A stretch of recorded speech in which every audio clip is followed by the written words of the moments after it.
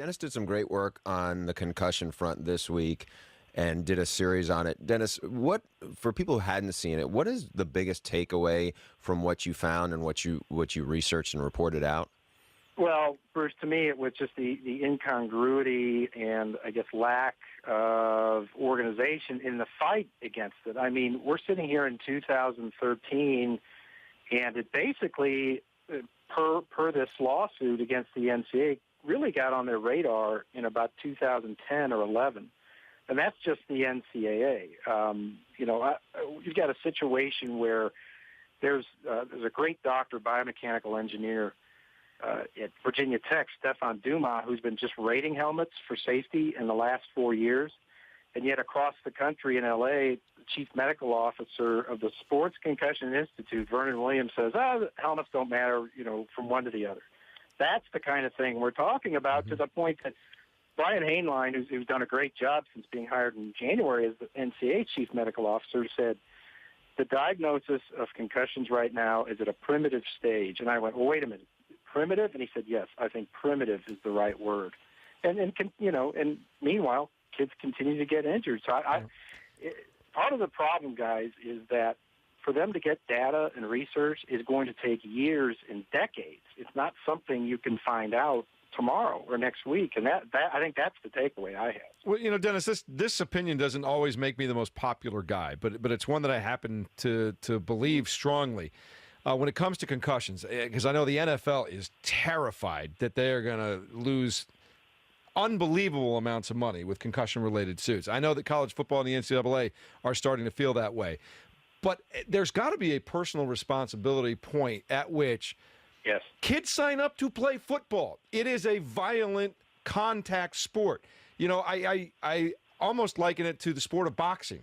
When you sign up for boxing, you inherently know you're going to get smacked upside the head multiple times over the next 45 minutes, perhaps hundreds of times. So while I understand and agree that we ought to be doing everything we could possibly do to protect guys within the rules, to protect people with helmets and things of that nature, I'm real wary of blaming the sports entities themselves for a lot of these injuries just because of the very nature of the sport that we voluntarily sign up to play.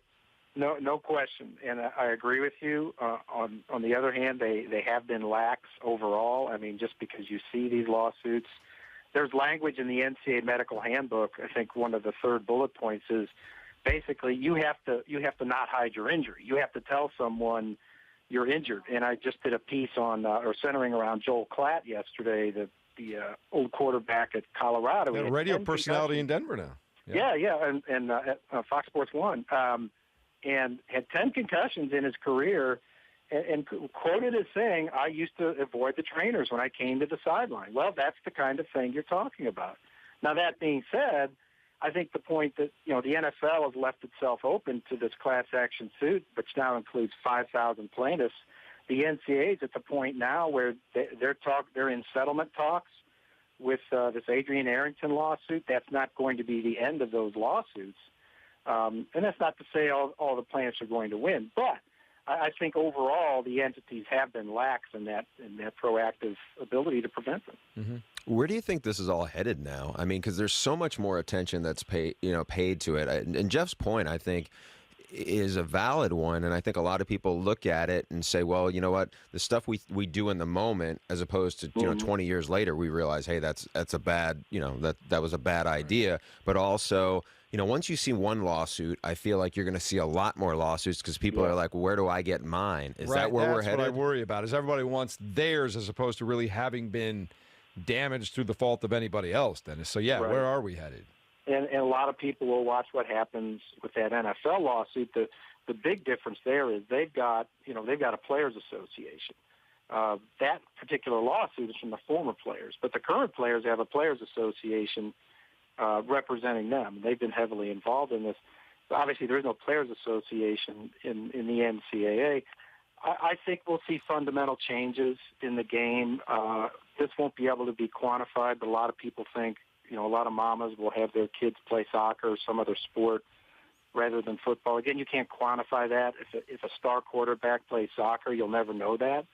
But I think in the future there'll be the NFL is already going to put neurosurgeons on the sidelines to check guys. There's research being done at Nebraska where they can evaluate players maybe someday in real time and say, look, you're out. Virginia Tech, their trainer wears a buzzer, and if any of their players get a hit of more than 98 Gs in their helmet, they're taken out of the game for evaluation. But I think the rules are going to change. I don't think it's going to be touch football. I'm not Mark Schlereth. The sky is not falling. Look, this is a game that in the 18 and 1900s, open fighting used to be allowed. You know, there's called these mass formation plays where the offense would target one defensive player and knock the you-know-what out of him. It evolves. It'll be more of a finesse game. We've already seen it with spread option, zone read, up-tempo. That's an evolution to the game. I mean, players will not lead with their head, and they will understand they get kicked out of the game. The culture will change. We already saw it last year with the helmet rule. Having to sit out a play. There were hardly any the second half of the season, according to the NCAA. So they'll learn. It'll be different. I think it'll be less of a strength and power game and more of a finesse game, but I'm okay with that.